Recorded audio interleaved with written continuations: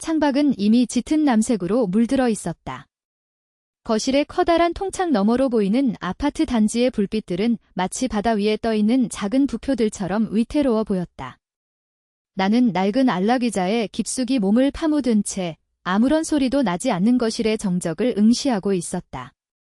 65세 누군가는 은퇴를 축하하며 제2의 인생이라 말하지만 나에게 남은 것은 오직 이 거대한 정막뿐이었다.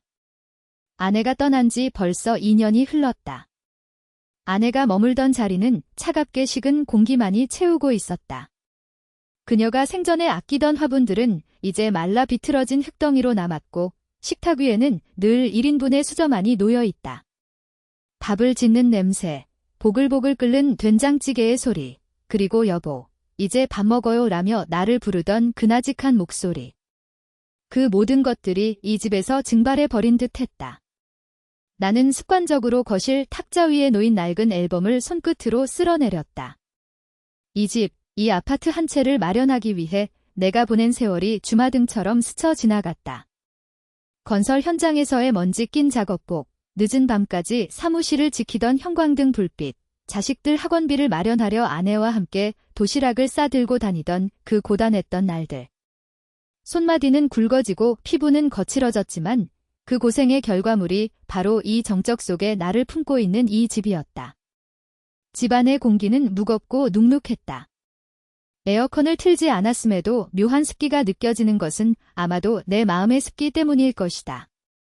벽시계의 초침 소리가 유난으로 크게 들려왔다. 째깍, 째깍. 마치 내 남은 생의 시간이 줄어들고 있다고 재촉하는 것 같아 견딜 수 없었다. 가끔은 이 정적이 너무나 커서 귀가 먹먹해질 때가 있었다. 나는 자리에서 일어나 주방으로 향했다. 냉장고를 열어보니 먹을 것이라곤 물 한 병과 시든 채소뿐이었다. 불을 켜지 않은 채 냉장고의 차가운 빛에 의지해 물 한 모금을 마셨다. 목구멍을 타고 넘어가는 차가운 액체가 마치 내 심장을 훑고 지나가는 듯 했다. 창밖의 가로등이 깜빡였다. 저 불빛 아래를 지나가는 사람들은 저마다의 온기를 품고 어디론가 향하고 있을 텐데 나는 왜 이 거대한 콘크리트 상자 안에 갇혀 홀로 늙어가고 있는 것일까?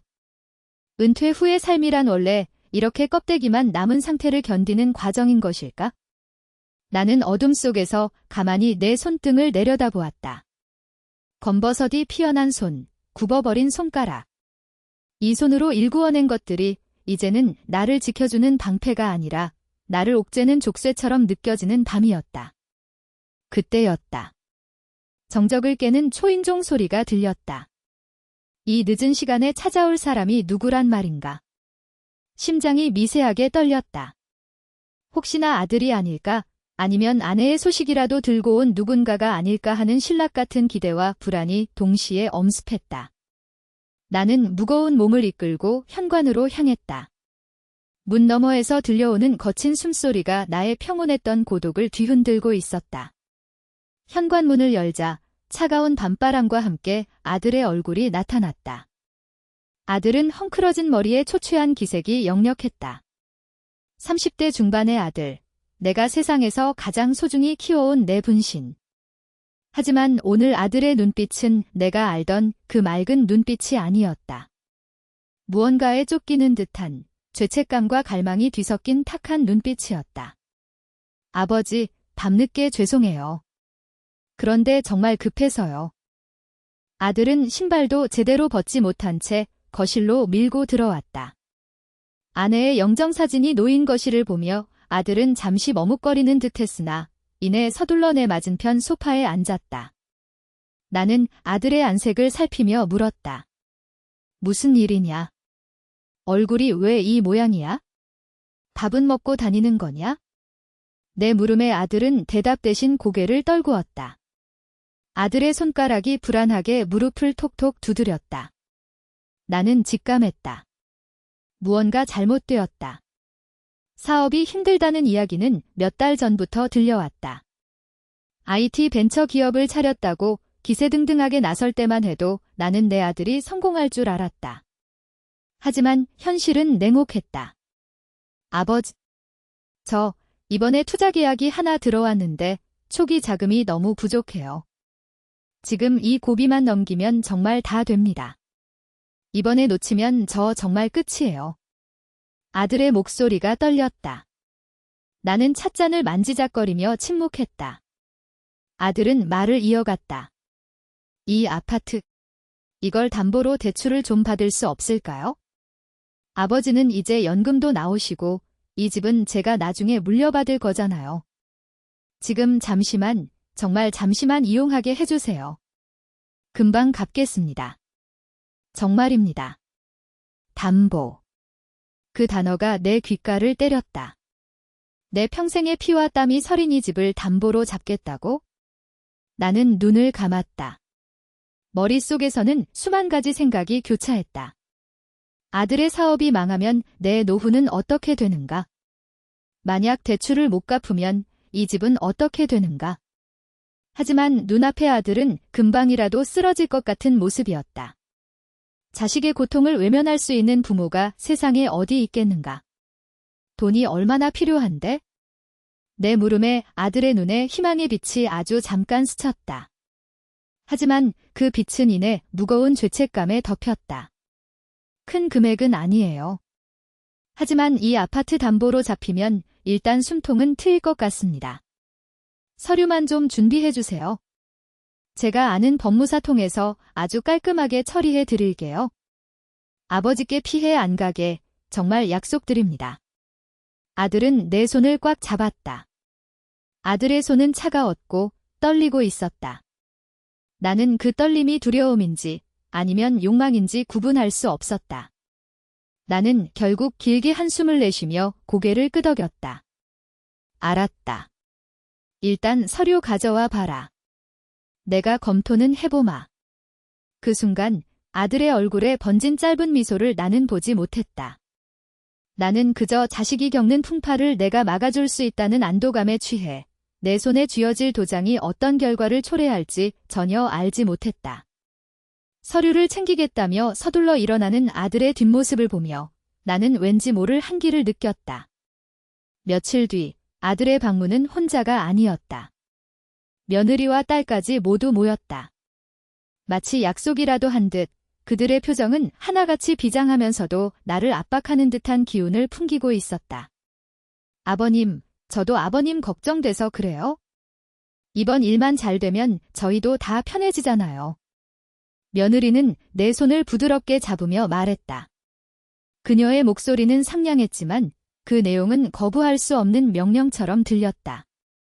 마치 나를 위로하는 것이 아니라 나를 설득하여 확답을 받아내려는 듯한 태도였다. 맞아요, 아빠. 오빠 혼자 힘들게 두지 마세요. 아빠는 이제 연세도 있으신데 이 집 관리하기도 힘드시잖아요. 차라리 이번 기회에 정리하고 저희랑 같이 살거나 아니면 아빠는 작은 곳으로 옮기시는 건 어때요? 돈은 저희가 다 알아서 할게요. 딸의 말은 더 가혹했다. 딸은 아버지가 가진 재산을 자신의 미래를 위한 자산으로 이미 계산해 둔 듯했다. 그들의 대화 속에서 나는 주체가 아니었다. 나는 그저 그들이 이용해야 할 자산의 관리자 혹은 장애물에 불과했다. 너희들 말이 너무 심하다. 이 집은 내 엄마와 내가 평생을 일궈온 곳이야. 내가 죽을 때까지 지킬 곳이란 말이다. 나의 항변은 힘이 없었다. 거실에 모인 세 사람의 눈빛은 마치 거대한 파도처럼 나를 에워싸고 압박해왔다. 아들은 고개를 숙인 채 침묵했고 며느리는 애처로운 표정을 지었으며 딸은 짜증 섞인 한숨을 내뱉었다. 아버님, 저희가 아버님 재산 뺏으려는 게 아니잖아요. 다 가족 잘 되라고 드리는 말씀이에요. 요즘 세상에 혼자 이 큰 집에 계시는 게 얼마나 위험한데요. 나중에 큰일이라도 생기면 누가 아버님을 돌봐드려요? 며느리의 논리는 빈틈이 없었다. 효도와 안전이라는 이름 아래 나의 권리는 서서히 침해당하고 있었다. 나는 그들이 내미는 가족이라는 명분이 얼마나 무거운 족쇄인지 깨닫지 못했다. 그들은 마치 거대한 그물처럼 나를 촉로 가두고 있었다. 식사가 이어졌지만 음식의 맛은 느껴지지 않았다. 그들이 내미는 웃음 뒤에 숨겨진 계산적인 눈빛들. 나는 문득 이 거실이 너무나 낯설게 느껴졌다. 내가 평생을 바쳐 지켜온 이 가족이 지금 나를 향해 칼날을 겨누고 있는 것은 아닌가 하는 공포가 엄습했다. 하지만 나는 다시 한번 아들의 눈을 보았다. 그 눈의 서린 절박함이 나를 다시 무너뜨렸다. 결국 나는 다시 한번 도장을 찍기로 결심했다. 도장을 찍고 난 후 집안에 흐르는 공기는 묘하게 달라졌다. 아들은 자주 들러 용돈을 건네며 나를 극진히 대접했다. 며느리는 매일같이 전화를 걸어 안부를 물었고 딸은 맛있는 반찬을 해다 바쳤다. 표면적으로는 그 어느 때보다 화목한 가족의 모습이었다. 하지만 내 마음 한구석에는 지워지지 않는 얼룩 같은 불안이 자라나고 있었다. 그 불안은 아주 작은 징후에서 시작되었다. 어느 날 우연히 우편함에 꽂힌 은행에서 온 통지서를 보게 되었다. 대출 관련 안내문이었다. 나는 눈을 의심했다. 아파트 담보 대출이라고는 했지만 내가 알고 있던 금액보다 훨씬 큰 액수가 찍혀 있었다. 이게 왜 이렇게 많지? 아들이 말한 금액은 훨씬 적었는데 심장이 덜컥 내려앉았다. 나는 떨리는 손으로 최근의 은행 명세서를 찾아보았다. 숫자들이 나를 비웃는 듯했다. 내 계좌에서 빠져나간 돈, 그리고 내 이름으로 설정된 대출의 상세 내역들. 숫자는 거짓말을 하지 않았다. 나는 떨리는 손으로 오래된 친구인 정석이에게 전화를 걸었다. 정석이는 은퇴 전 은행 지점장이었다. 정석아, 나야. 혹시 부동산 담보대출 관련해서 물어볼 게 좀 있는데? 전화기 너머로 들려오는 정석이의 낮은 목. 자네, 정말 괜찮은 건가? 서류 제대로 확인한 거 맞아? 정석이의 목소리에는 의구심이 가득했다.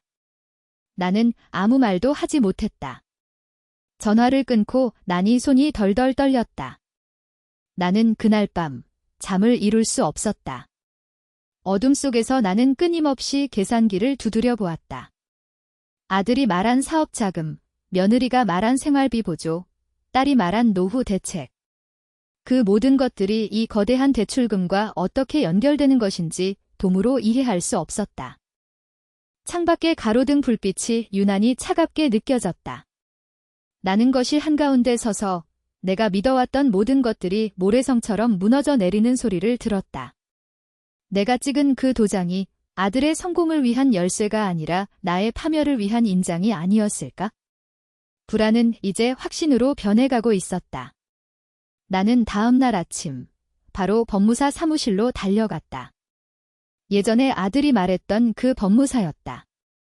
그의 사무실은 여전히 정갈했고 그는 평소와 다름없는 친절한 미소로 나를 맞이했다. 하지만 내 눈에는 그의 미소가 가면처럼 보였다.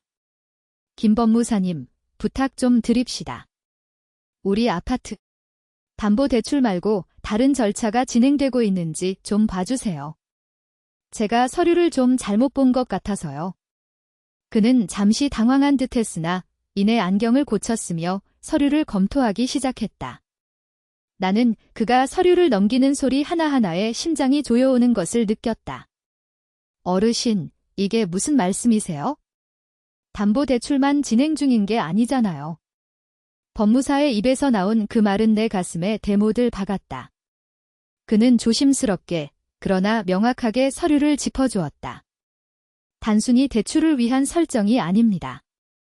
이미 소유권 이전 등기 절차도 일부 진행되었습니다. 증여를 가장한 매매 계약서도 작성되어 있네요. 아드님께서 아버님 명의를 넘기려고 준비 중이셨던 것 같습니다. 세상이 멈춘 것 같았다. 숨을 틔울 수가 없었다. 소유권 이전이라니. 담보대출이 아니라 아예 이 집의 주인을 바꾸려 했다니. 나는 비틀거리며 의자에 주저앉았다. 그게 무슨 소립니까? 어떻게 그럴 수가 있어요? 내가 아들한테 말한 건 담보로 돈 좀 빌리는 것뿐이었는데. 서류상으로는 아드님이 아버님께 대가를 지불하는 조건으로 매매하는 형식을 취하고 있습니다. 이미 일부 세금이 납부된 흔적도 보이네요. 어르신, 이건 단순히 돈의 문제가 아닙니다. 법적으로 이미 소유권이 넘어가는 단계에 와 있습니다. 법무사의 목소리는 차분했지만 그 내용은 나를 벼랑 끝으로 밀어넣었다. 나는 멍하니 허공을 바라보았다. 아들의 눈물 섞인 호소, 며느리의 다정한 안부, 딸의 효도 맹세. 그 모든 것이 나를 속이기 위한 정교한 연극이었던 것이다. 그들은 내가 늙고 힘없음을 이용했다. 내가 자식을 믿는다는 그 약점을 파고들어 내 평생의 유산인 이 집을 통째로 삼키려 하고 있었다. 배신감이라는 단어로는 부족했다. 그것은 존재 자체에 대한 부정이었다. 내가 키운 자식이, 내가 목숨보다 아꼈던 혈육이 나를 도살자로 만들고 있었다. 나는 법무실을 나오며 길거리에 쏟아지는 햇살이 너무나 잔인하다고 생각했다. SCN이 6. 나는 떨리는 손으로 아들에게 전화를 걸었다. 신호음이 가는 동안 나는 수천 번도 더 전화를 끊고 싶었다. 하지만 나는 확인해야만 했다.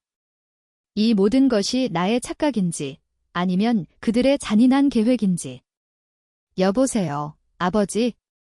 이 시간에 웬일이세요? 아들의 목소리는 여전히 밝았다. 마치 아무 일도 없었다는 듯이 나는 이를 악물고 물었다. 너, 이 집 어떻게 하려고 했냐? 소유권 이전. 증여. 너 지금 나한테 무슨 짓을 하고 있는 거야? 수화기 너머로 정적이 흘렀다. 짧은 침묵 뒤에 들려온 아들의 목소리는 차갑고 오히려 당당하기까지 했다. 아버지, 진정하세요. 왜 그렇게 화를 내세요? 제가 다 아버지 위해서 그러는 거잖아요. 어차피 나중에 저한테 물려주실 거 지금 미리 정리해서 사업 키우려는 거예요. 나중에 제가 잘 되면 아버지는 더 좋은 곳에서 편히 모실 거라고 말씀드렸잖아요. 뭐라고? 내가 지금 제정신이냐? 그건 내 집이야. 내가 평생을 일궈서 만든 내 집이라고. 어떻게 내가 감히, 어떻게 내가 나한테 이럴 수 있어? 나의 외침은 비명에 가까웠다우로. 아버지, 너무 이기적이신 거 아니에요? 저 지금 죽게 생겼다니까요. 이 집 한 채가 아버지한테는 소중할지 몰라도 저한테는 제 인생이 걸린 문제예요. 어차피 나중에 다 저한테 올 건데 지금 좀 당겨 쓰는 게 뭐가 그렇게 잘못됐다고 그러세요? 며느리랑 누나도 다 동의한 일이에요. 아들의 말은 칼날이 되어 내 심장을 난도질했다. 며느리와 딸까지 공모했다는 사실이 나를 더 절망하게 했다. 아들은 변명을 늘어놓기 시작했다. 사업의 어려움, 투자의 실패, 그리고 이것이 결국 가족의 미래를 위한 길이라는 합리화. 아버지, 제발 한 번만 눈 감아주세요. 저 이번에만 넘기면 진짜 다 해결돼요. 아버지는 그냥 가만히 계시면 돼요. 제가 다 알아서 할 테니까. 아니, 너는 틀렸다. 너는 틀렸어. 나는 소리를 질렀다. 눈물이 뺨을 타고 흘러내렸다. 하지만 슬퍼서 흘리는 눈물이 아니었다. 분노와 혐오, 그리고 상실감으로 인한 뜨거운 눈물이었다.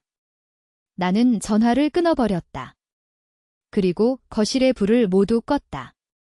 어둠 속에서 나는 혼자 울부짖었다. 내가 무엇을 위해 살았는가? 내가 무엇을 위해 이 고생을 하며 자식들을 키웠는 생각. 내 인생 전체가 부정당하는 기분이었다. SCN이 7. 어둠이 짙게 깔린 거실, 나는 홀로 남겨졌다. 아들의 목소리가 귓가에 맴돌아 견딜 수가 없었다. 나는 떨리는 손으로 거실 한 구석에 놓인 아내의 사진을 꺼냈다. 사진 속의 아내는 여전히 환하게 웃고 있었다. 30년 전 우리가 처음 이 아파트를 계약하던 날의 모습이었다. 그때 우리는 참 젊었고 참 뜨거웠다. 낡은 가구 몇 개뿐이었지만 서로의 손을 잡고 있으면 세상 부러울 것이 없었다. 여보, 당신은 알고 있었을까? 우리 자식들이 이렇게 될 줄 당신은 알고 있었을까? 나는 사진 속 아내의 얼굴을 어루만졌다. 눈물이 사진 위로 툭툭 떨어졌다. 기억은 잔인하게도 가장 행복했던 순간들을 불러왔다. 아들이 처음 걸음마를 떼던 날, 내가 번 돈으로 아내에게 금반지를 선물하며 떨리던 그 순간. 딸아이가 초등학교 입학식 때 나는 세상에서 가장 당당한 아버지가 된 기분이었다. 그 아이들을 위해 나는 비바람을 맞으며 일했다. 손등이 터지고 무릎이 깨져도 집에 돌아와 아이들의 웃음소리를 들으면 모든 고통이 씻겨 내려갔다. 그런데 지금 그 결과물이 나를 찌르는 칼이 되어 돌아왔다. 내가 지키려 했던 것은 자식의 성공이 아니라 자식의 인성이었어야 했다.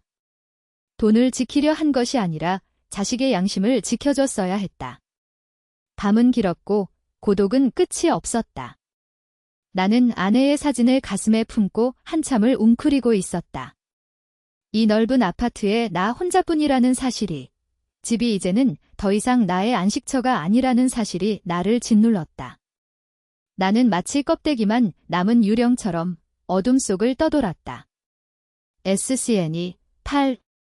다음 날 아침, 나는 눈을 떴을 때 평소와 다른 결연함을 느꼈다.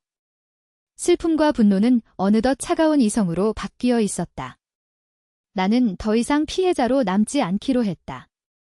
나는 곧바로 변호사를 찾아갔다.